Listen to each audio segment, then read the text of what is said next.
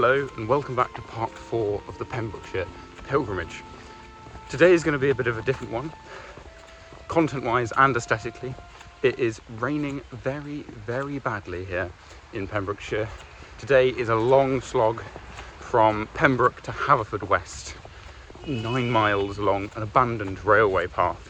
But yes, today we don't encounter an FFC church, but in the second half of this episode, tomorrow we will go to Llandeloy, which is a true gem. It's only, 8 o'clock already, and we've already covered about 3 miles. We came over the Llandeloy bridge, great views, you can see Roch. Then we've gone past this beautiful nature reserve, and now we're on our way to Rosen Market. And then once we go to Rosen Market, on to Johnston, and then Johnston to Haverfordwest, and then just Haverfordwest to Camrose, where we end the day today. So it's a long journey today, but got some great stuff to look forward to, like the St Mary's Church in Haverfordwest.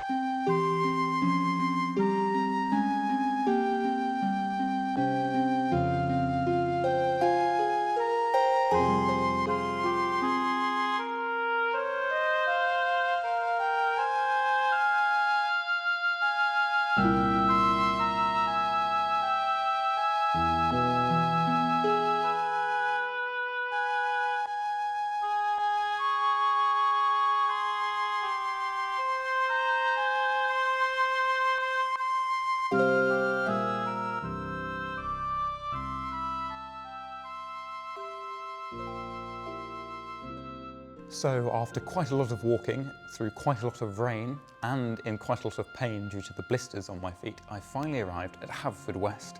This is the gorgeous St Mary's Church, and it's a real treat to be here. I am a bit wet, so I do apologise for my slightly bedraggled appearance, but only so much rain a waterproof can keep out. I have actually been to this church before, many, many years ago when I was just starting to get interested in churches. So it's a real full circle thing coming back here for me, as it will be when I arrive in St David's.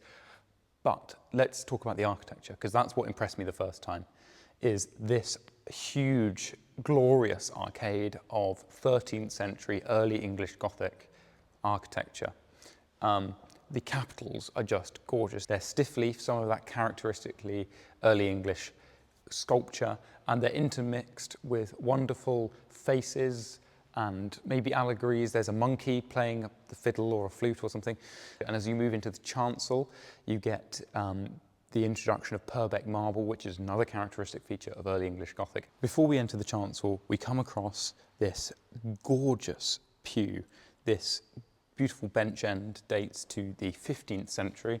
That is believed to be the case as the Royal Arms of England incorporate the fleur-de-lis of France and have this wonderful little crown on top. But yes, this pew is unlike anything you've seen. This is very, very, very grand. And when it was in this church, it's only been in this church since the 16th century, as it was believed that the pew came from the priory just down the road, where I don't think we'll have time to go because of the weather. But anyway, the pew depicts St Michael. Oh, well, it could be St George, but I think it's probably St Michael, given that he is covered in, the feathery materials, which often they use to depict an archangel. He's obviously raising his sword and defeating a beast down there. The pew was used by the mayors of Haverfordwest, and I think that's the reason this has survived, as if it hadn't been used for this, notable social purpose, then it probably would have been the victim of iconoclasm. It is a remarkable survival considering he hasn't been defaced. So here in the sanctuary, at the eastern end of the church, is a very, very interesting monument. I've not seen anything like this before. It dates to the early 17th century. It commemorates the mayor of Haverfordwest, one William Walter, I believe. It's this little alcove, this little niche, with this sort of fake, almost fake brick style, some corbels, maybe those carried candles at one point or something. And under the niche, it has 2 memento mori, a hourglass representing the passage of time, and then a skull and crossbones. The whole chancel here is full of interesting monuments. That slightly further up in the choir section of the chancel is a lovely brass that dates from the 17th century too, another one of the mayors, and it's a classic brass for the period. depicting the deceased individual kneeling in prayer at a desk surrounded by memento mori. Then on the other side of the chancel we have some grand 18th century monuments. Oh, it's John Phillips of Picton Castle. That's just Baroque all the way. So while I might be getting very wet on my pilgrimage, it could be much worse. Next to me is a 15th century effigy of a deceased pilgrim. This pilgrim is believed to have died on his way to St David's, just like me. So I've got to count my lucky stars, really. It's a reminder of how dangerous it was in the late medieval period to go on pilgrimage. Something we forget about is that the most efficient and safest way to travel was actually by boat. Walking was very dangerous as the landscape was much more, rugged and less heavy agriculture as it is today. So there's much more forests. There was also, of course, remember, wolves, bandits, and lots of, local and national conflicts going on throughout the 15th century. So it was a real risk to go on pilgrimage, hence why the rewards were so great. A pilgrimage to St David's was the equivalent of half of that of going to Rome and a third of that of going to Jerusalem. Another place that was the same spiritual religious value as St David's in terms of pilgrimage was St James's de Compostela in northern Spain, and this pilgrim must have already been there, as on his little bag we can see 3 scallops. This is the symbol of St James the Great. So this guy had already walked all the way to Spain, not sure where he came from, but he definitely was on his way to St David's. Although saying that, unless there's documentary evidence, then this is purely speculation, as unless he was carrying a lot of money with him, who would erect a monument in their own church out of their own pocket? Effigies weren't cheap to make. If a random person who wasn't from your town turned up and died, you'd probably take the money for yourself. But maybe they were so inspired or compelled by the story of the struggle. Maybe the Bishop of St David's paid for it, I don't know. It's an interesting case. The west window here also dates to the 13th century, 3 triple lancet window, very characteristic of that early English Gothic style.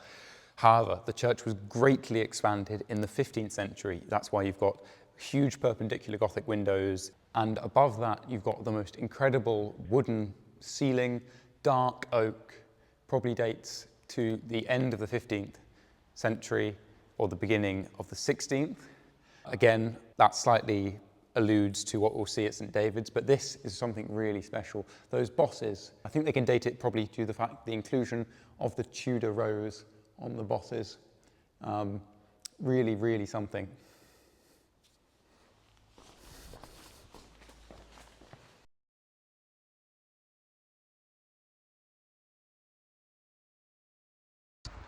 Hello, we're now on the second day of this episode, the penultimate day of the trip.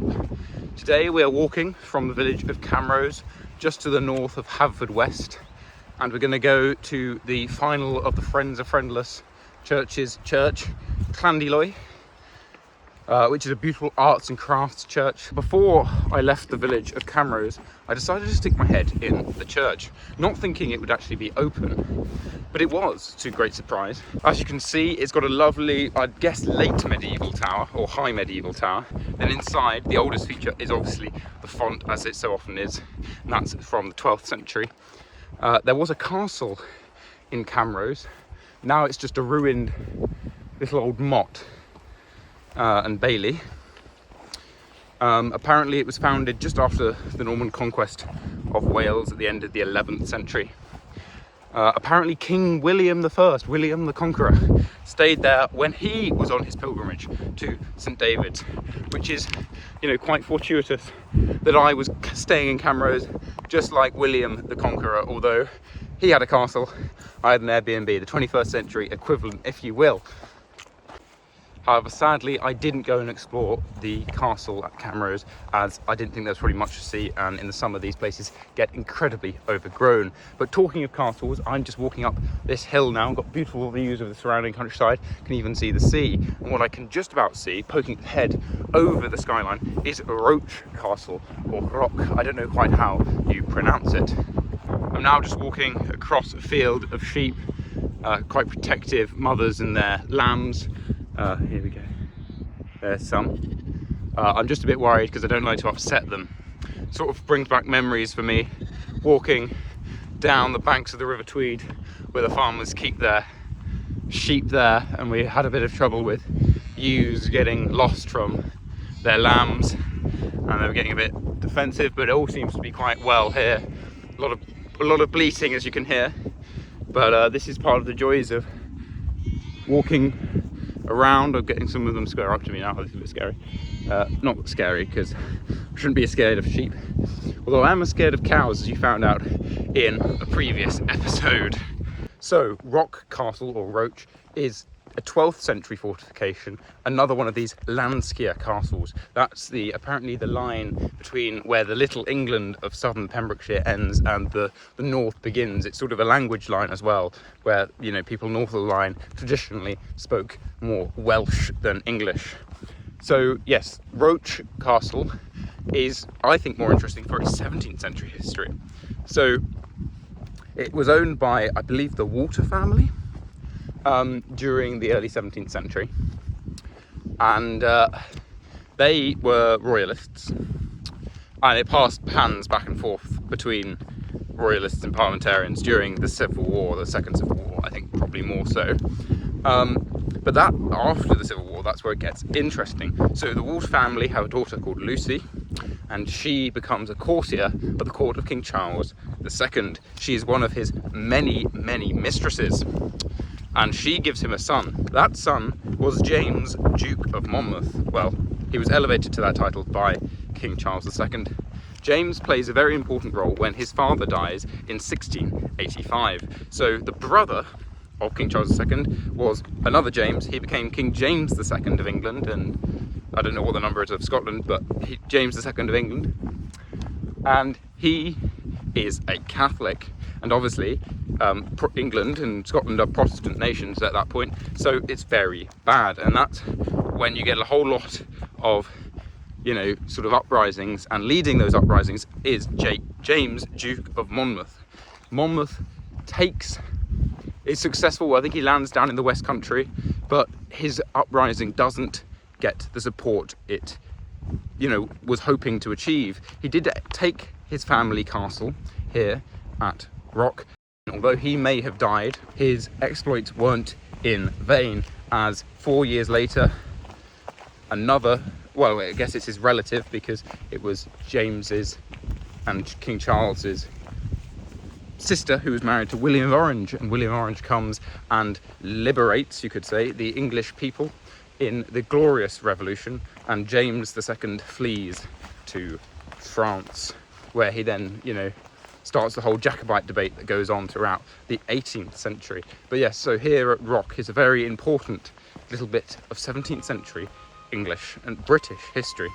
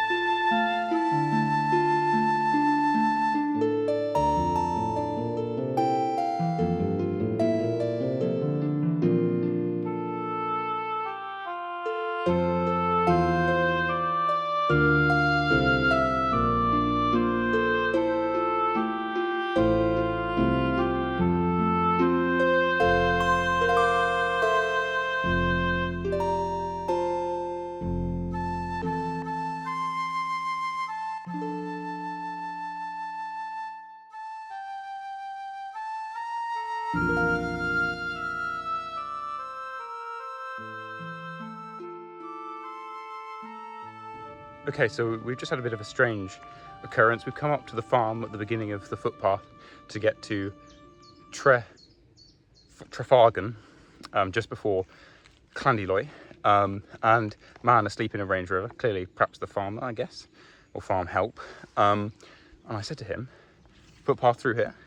And he said, well, you're not going to get through, but go and have a look. So I went and had a look, came down the field, was greeted by, I was kind of worried about the river, just like at Castle Martin where the rivers were huge. I was worried if there's no bridge, if it's not maintained, then I won't be able to get across. But the river is tiny, clearly overflows, because what I'm standing in now is clearly sort of meadowy, marshy land. But we were able to cross the river. And then we've got now this beautiful little opening into this field. This clearly is probably the footpath, I think if my map reading is correct. There's cows in this field, right? But now I know from the Castle Martin experience that we're going to get through it. So onwards and upwards we go.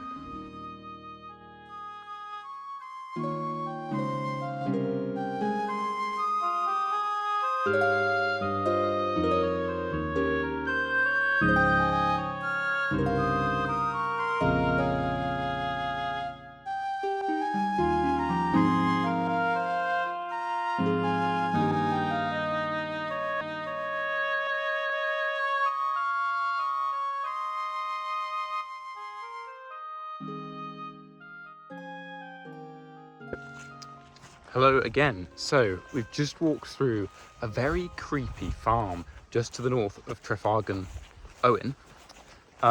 Very abandoned, you know, overgrown cars in the hedges, and clearly perhaps a medieval or very early modern farm structure that's just been left to go to ruin. But anyway, I've walked into the next field on my way to Llandeloy, and I've reached an impasse, some more cows, and they got two troughs in front of the gates, and they're walking towards those thinking they're going to be fed. Just to avoid issue, I'm going to walk round the cows, because the footpath does then jump into the next field, the adjacent field. So I'm just going to go and see if I can get round a different way. Yes, I looked to see if there was any other fields I could get across, but it just looks like impossible basically, because there is, similar to the Castle Martin incident the other day, there is like a field, you know, a river dike, if you want to call it that, at the end, dividing me from Llandeloy. I could actually see the church in the far distance, which makes it all the more frustrating that I couldn't get through. So a long walk back to the road and to walk round, yeah, like I could technically, I guess, go across this field, but the question is, will I be able to get out the other side? And I don't fancy doing, the hedges are just so thick, you know. Right, time to add, you know, another mile onto the blooming journey now. So here we are, we made it to Llandeloy church. The weather's changing a bit and my feet hurt, but we finally made it. And you'll just see when we go inside how special this little church is. But let's just assess the situation outside. So I think it's difficult to tell. It looks like it could be a round churchyard, meaning it has Celtic origins, which would make sense, as to the south of the church, in the overgrown, you know, long grass, is supposedly a holy well. I think I can see it. I think it's marked out by some sticks, and there's some like lilies and reeds growing out of it, so that must be the holy well. And obviously, as we saw at the beginning of this journey in episode 1, Gumfreston, with its round churchyard and its holy wells, clearly definitely has Celtic origins, so this must have Celtic origins too. But the oldest parts of the structure of the church here date to the 12th century. However, as we'll find out when we go inside, much of it has been rebuilt. So by the 1840s, it was a ruin and had been used for a long time as a schoolroom. However, then in the 19-teens, it was going to be rebuilt, but that didn't happen because the First World War got in the way. And so when we get to the 1920s, finally, the church is rebuilt. So this is usually an incredibly dark church. When you walk in, it's not almost pitch black, but the light only comes through these small stained glass filled square windows. So I go and turn on the lights, and if you come here, I'd recommend doing the same thing. So this is about as much evidence we need as this being a very early, maybe 12th century church. This is a very, very chunky font, and so evidence that this is a Norman church. by the 1840s, the only part of the church that really stood as a structure, if you want to call it that, is this western end. The architect who was selected to rebuild the church was one John Coates Carter. He was from my native East Anglia. He was from Norwich. I think he was just the son of a yeomanry farmer, but he came up through the ranks working with Seddon, who was one of the great Victorian architects, probably lesser known than the likes of like George Gilbert Scott, but Seddon had a much more true, he was keeping to medieval structures. I believe Stowe Minster in Lincolnshire is one of his best works. So, and that's an Anglo-Saxon church, and that's really a special building. But anyway, Coates Carter came up through Seddon's architectural firm and ended up heading up his own.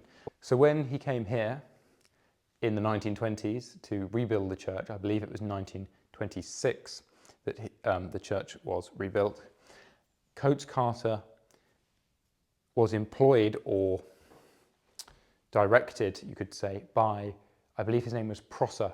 He was the Archdeacon of St David's.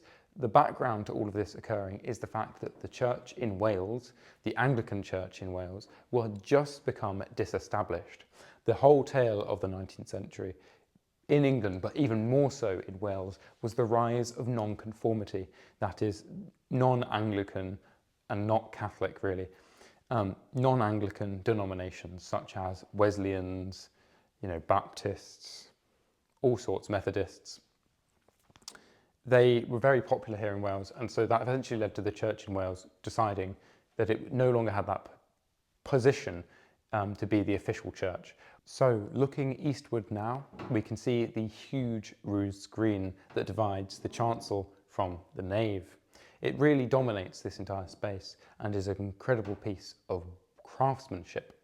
It's contemporary with the rest of the church, the mid-1920s, and it acts as a memorial to one of the village war dead. That was a Lionel Thomas who died on the 20th of September 1917. He died at Ypres, and he was only 19 years old when he died. So many men that age, young men, died during the First World War. I believe the British death toll was somewhere in the region of 800,000, and so many of them would have been under 30. An incredible statistic and really harrowing. And after the war, his parents got together the money and commissioned this for the new church here. I believe it was produced by the Cheltenham workshop that Coates Carter had commissioned to produce much of the furniture and fittings for the church. I felt that a rood screen is a very apt memorial to someone who died during the First World War, as obviously the screen and the rood loft in particular carries that crucified image of Christ, which was obviously in the medieval equivalent a very harrowing and awe-inspiring piece of church furnishing that was a centre of devotion. But here it has a double sort of meaning, if you will, because in the First World War, or after the First World War as well, the image of a crucified Christ became enmeshed with that of the war dead. Often people referred to the Western Front as Golgotha, the place, the hill on which Christ was crucified. This is because the sacrifice that those young men gave was akin to that of Christ. They gave up their lives so we could live ours. The irony in this is that the First World War was a key shift, if you will, in religious attitudes here in Britain. Many people cited the utter horrific scenes on the Western Front as the reason why they could not believe in a caring, loving God anymore. I believe we see this in the popularity of the cenotaph. It's a non-religious piece of public art. It's a message that no matter what your religion, no matter your faith, you can be part of this nation-building moment. Really quite something special. And so that's the tension, the inner irony, if you will, call it that, in this rood screen, in this depiction of Christ as a metaphor, if you will, for those who died. Nonetheless, that doesn't distract from it being a beautiful piece of carpentry and a wonderful memorial to a young man who lost his life at the hands of, some would say, a needless war. So, as I mentioned, Coates Carter was an arts and crafts style architect. That means he adhered to the principles of the movement that was spearheaded by those like John Ruskin and William Morris. One of those is the use of vernacular architecture and traditional craftsmanship.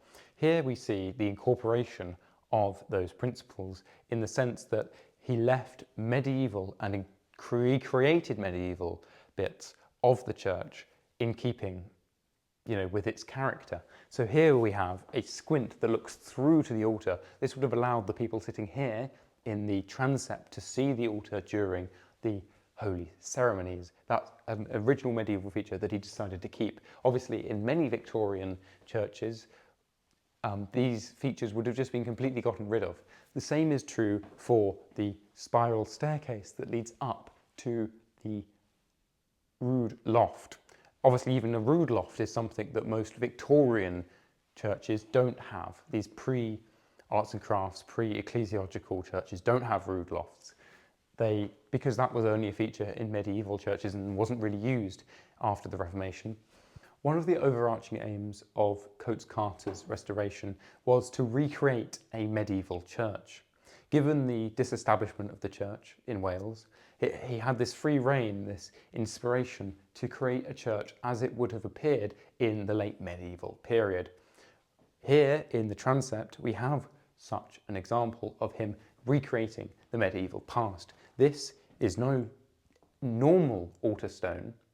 It's an altar slab with 5 consecration crosses, ointment crosses, if you will, for pouring holy oils. Therefore, a great example, along with that squint and the spiral staircase, of this medievalification, if you will, of the church.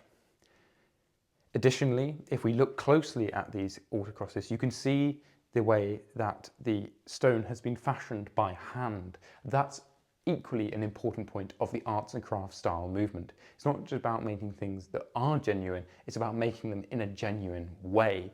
Finally, progressing up into the chancel here, as you notice, we're on a few steps. That's a traditional medieval feature for the chancel, the sanctuary, to be higher than the nave, an original medieval feature that was refashioned, recreated. But what's really, really special here is, of course, the high altar, the reredos, the altarpiece. This is the embodiment of those traditional arts and crafts style principles. It was created using distemper and gesso work. So distemper is a form of medieval paint. That's what they used before oil paints came along in the 15th century, often made using egg with the pigment you require. Gesso work is a form of using plaster of Paris and etching that out and then painting that traditionally in gold. You can see a brilliant example of such a medieval use of these two things at Southwold Church in Suffolk, and I have a video on that on my YouTube channel as well, so do check that out. But yes, this glorious piece of craftsmanship here. Apparently Coates Carter got involved with the production of it himself, which is quite interesting, which Ruskin would have loved, the architect getting involved in the production just as much as the craftsman getting involved. The depiction is, I would say, has Celtic revivalist influences, particularly that rainbow. Although that is a traditional medieval thing, you often see Christ in majesty with a rainbow. I haven't seen such a symbol here, and it would make sense as well. Wales in the late medieval period was a very Celtically dominated space, Welsh being a predominant language here. I think we are just north of the land scale line that divides Little England, southern Pembrokeshire, from the rest of Wales. With that rainbow, you see it on the works of Fibian Traquair, the famous early 20th century, late 19th century Scottish Celtic revival artist. The churches on either side, I'm pretty sure the left-hand one is St David's Cathedral. At least that is the coat of arms of St David's. On the right-hand side, is that Tenby? I think that might be Tenby Church, as it is a 3-bayed nave at Tenby. Also, the fact that there is a boat there implies that it is Tenby, because obviously Tenby is on the sea, it's a port. Sadly, Christ has lost one of his arms. but I simply adore the attention to detail. Unfortunately, that is all for this episode, as we just head on then through to our campsite before the final leg along the coast path on the next day to St David's Cathedral. So thank you so much for watching, and I'll see you in the next one, where I'll give you a tour and the history of the beautiful cathedral, which is the endpoint of this pilgrimage.